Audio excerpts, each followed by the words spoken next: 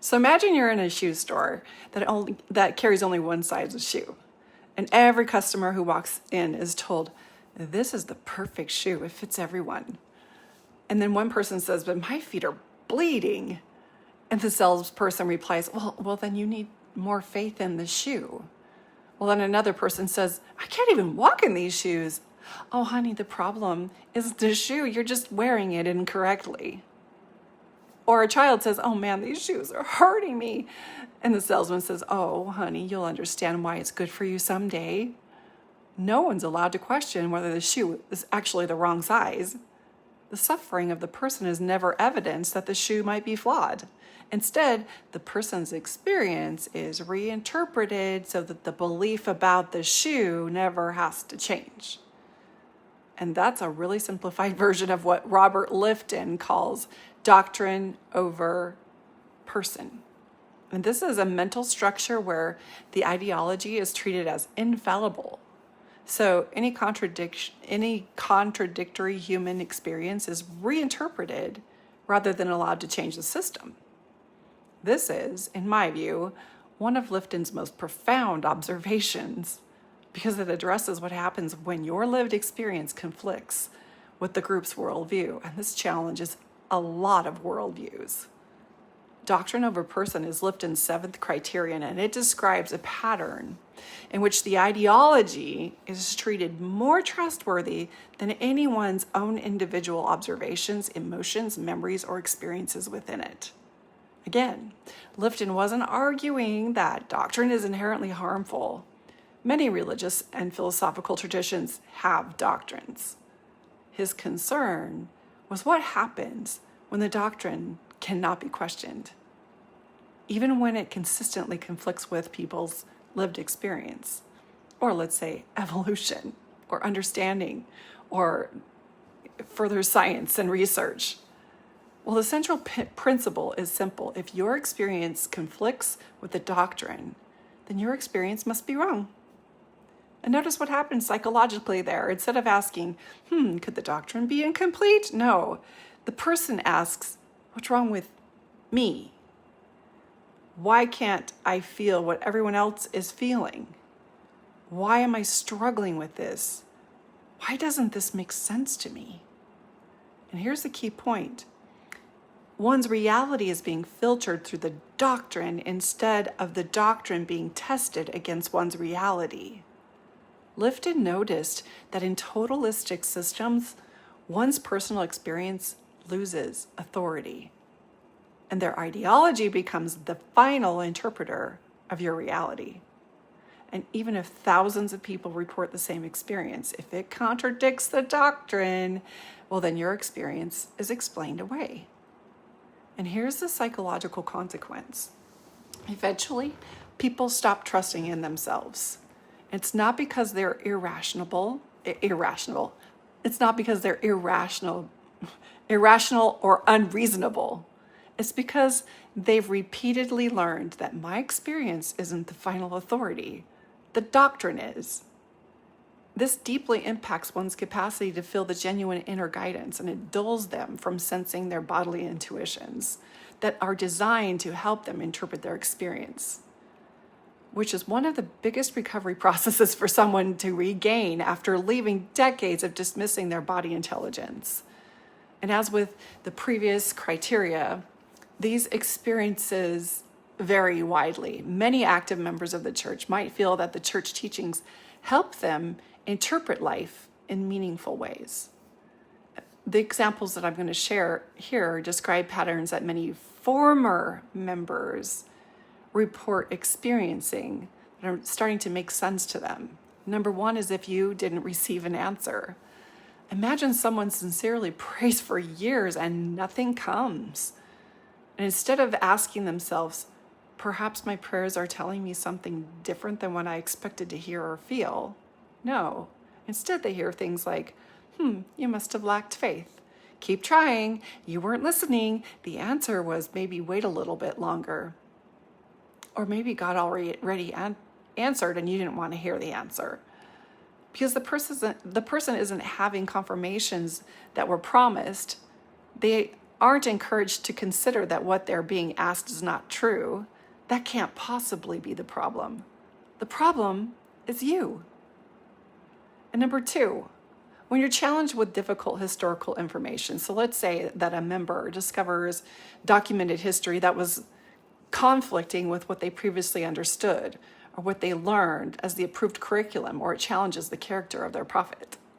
Rather than saying, let's examine this new evidence, no, the response may focus on, don't lose your testimony, stay anchored, don't read antagonistic sources. You're focusing on the wrong things, just focus on the good. And it becomes more important to preserve your belief than to do an unbiased evaluation of any evidence against it. Nothing is worth losing your testimony over, including the truth. So number three is spiritual abuse. So let's say that someone is experiencing manipulation or harm from a church leader. And rather than immediately validating the person's experience, no, instead, many times they hear, well, church leaders aren't perfect. The church is still true. Don't let one person shake your testimony. Are you sure you're not just choosing to be offended? And those responses may be intended to preserve the faith, but the person's lived experience can feel secondary to protecting the institution's reputation. Number four is temple experiences. This happens often. Many former members describe feeling fear or confusion or discomfort during their first temple endowment. And instead of being allowed to explore those reactions and those feelings, they're often told, oh, you'll understand it later. You just need to go more often. The Spirit will teach you. Don't share your questions with other people because it's sacred. The experience itself is not necessarily treated as meaningful evidence. Instead, the expected interpretation is provided in advance. They'll suggest what it is you're supposed to feel, so you doubt yourself when you're not feeling that. And again, is there any wonder why people lose connection with their body? Number five is LGBTQ plus Latter-day Saints. They report that their internal experience did not align with the church teachings. And rather than asking, what can we learn from your experience or my experience? No, the emphasis has often been on interpreting those experiences through an existing doctrinal framework. So regardless of one's theological conclusions, this explains Lifton's point that doctrine becomes the primary lens through which any personal experience is understood. Your world is being interpreted through the structure that they built inside of you using these thought reform tactics. Number six is leaving the church. Former members are often told that the reason that they leave the church, they're told why they left the church, is that they wanted to sin, or they were offended, or they were deceived, or they were prideful, or this is the good one, they were lazy learners, when most of them know more about the gospel when they leave than they did while they were living it. So these reasons are parroted from the leaders of the church, and they function as doctrinal explanations that take precedence over the person's own account of why they left. Any former member might say, well, I left because I discovered historical information that fundamentally changed my understanding. Or I heard some historical things, or it just wasn't feeling morally aligned with me. No, the believer might respond, oh, you've been deceived. And notice what that person's stated experience is now replaced by an explanation that better fits the doctrinal framework. So we deny what your experience was, and we replace it with what we think happened. And over time, that member stops asking, what am I actually experiencing in this religion? And instead, they're subtly conditioned to ask, what should I be experiencing in this religion? Or more subtly, what is the religion wanting me to experience inside of it? And that is a profound shift. Their direct perception becomes less trusted than the prescribed interpretation. And that's where the control resides. This is why those who leave report not even knowing how to tune into their nervous system anymore or recognize their body intuition. They don't even have their own dreams and aspirations if they don't fit within the boundaries of what the church wanted for them. They might even feel a little lost when asked simple life questions like, what do I actually feel? What do I actually think? What did I actually experience just then? What does my body remember? What have I been overriding all this time? And from a psychological perspective, this is an important part of rebuilding confidence in one's own perception after years and years of interpreting them through the framework that the church built inside them. It's important to note that Lifton wasn't arguing against doctrine itself. A healthy framework might say, here's our understanding. Bring your experience into conversation with it. But Doctrine over Person says, if your experience doesn't fit, then your experience is the problem. That difference is subtle, but significant.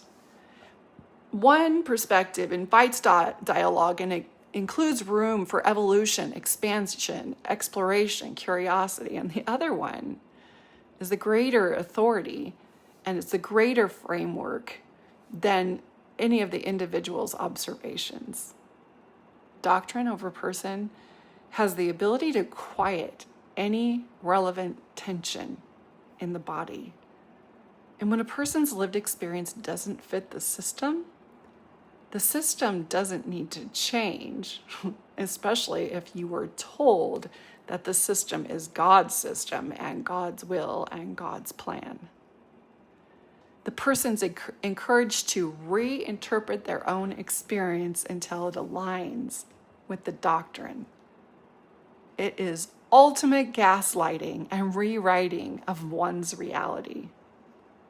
And for former members of high demand religions, recognizing this pattern is an essential step in recovery. It's not because it tells them what conclusions to reach, but it's because it reopens a question that may have felt unavailable to them for years. And that question being, what if my experience deserves to be taken seriously as evidence, even if it challenges the framework I inherited? What if I started listening to my body cues rather than dismissing them? And what would happen if I tuned in, strengthened my own body wisdom, and became the narrator of my own lived experience rather than constantly trying to fit it in the box that the church built inside of me? Now, I understand that listening to some of these methods that I'm sharing that have been used in the church might have caused disruption to someone's belief system. And I want you to know my intention is to help those who have left have some kind of framework to understand what's happened to them and to recognize and avoid systems of control in the future. You have the right to your own thoughts, your own experience, and to validate what you're thinking and feeling. Now, also, you probably need to challenge yourself, confront your beliefs, but allow those beliefs to be fluid and challenged. My goal is to help people learn how to reconnect to their body's wisdom and to gain clarity on their life's future and begin feeling like they can trust themselves to lead their own life after leaving the limited world of Mormonism or their high demand religion. So if you're looking for support on this complex journey, I encourage you to reach out and I can share what I have available for support. And now in my next and final video in this series, it will be on the 8th criterion, and it's called Dispensing of Existence. Stay tuned.